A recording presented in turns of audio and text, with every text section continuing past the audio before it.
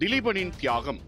1987ஆம் ஆண்டு செப்டம்பர் 26 இலங்கையில் 5 கோரிக்கைகளை முன்வைத்து உண்ணாவிரதம் மேற்கொண்ட தமிழீழ விடுதலை புலிகள் இயக்கத்தின் லெப்டினன்ட் கர்னல் திலீபன் உயிர் நீத்தார்.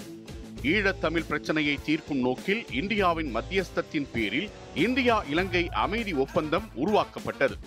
1987 ஜூலை மாதத்தில் இந்திய பிரதமர் ராஜீவ் காந்தியும் இலங்கை அதிபர் JR ஜெயவர்தனாவும் இந்த அமைதி ஒப்பந்தத்தில் கையெழுத்திட்டனர். இலங்கை இறையாண்மைக்கு உட்பட்டு தமிழர்களுக்கான ஒரு சுயாட்சி பகுதியை உருவாக்குவதற்கு இந்த ஒப்பந்தம் வழிவகுத்தது. விடுதலை புலிகள் உள்ளிட்ட ஆயுத குழுக்கள் ஆயுதங்களை ஒப்படைக்க வேண்டும் என்பது இந்த ஒப்பந்தத்தின் ஒரு ஷரத்தாக இருந்தது.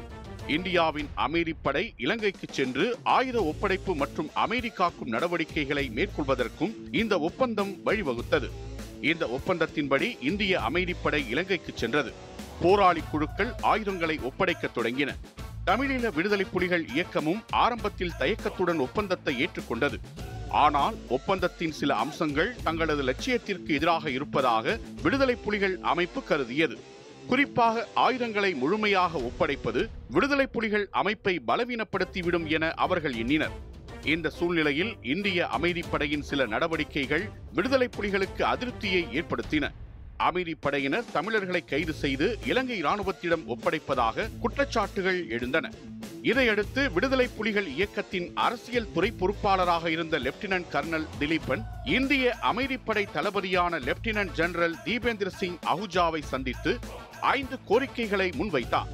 சிறைப்படுத்தப்பட்ட தமிழ் அரசியல் கைதிகள் அனைவரும் விடுவிக்கப்பட வேண்டும். புனர்வாழ்வு என்று சொல்லப்பட்ட அனைத்து முகாம்களும் மூடப்பட்டு அகதிகள் மீள் குடியமர்வு செய்யப்பட வேண்டும்.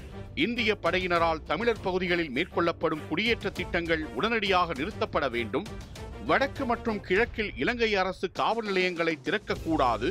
விடுதலை புலிகளின் ஆயுதங்களை இந்திய படைகள் கைப்பற்றக்கூடாது என்பனவே திலீபன் முன்வைத்த 5 கோரிக்கைகள்.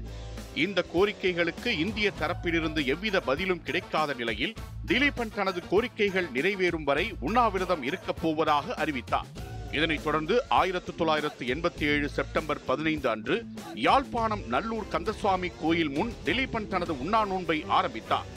12 நாட்கள் உண்ணாவிரதம் இருந்த திலீபனின் உயிர் செப்டம்பர் 26 அன்று பிரிந்தது.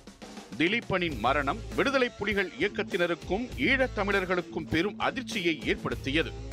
இது இந்திய அமைதிப்படைக்கும் விடுதலை புலிகளுக்கும் இடையே ஒரு கடுமையான போருக்கு வழிவகுத்தது. ஈழத்தமிழர் போராட்டத்தில் ஒரு புதிய அத்தியாயத்தை தொடங்கிய நிகழ்வாக திலீபனின் மரணம் வரலாற்றில் இடம்பெற்றது.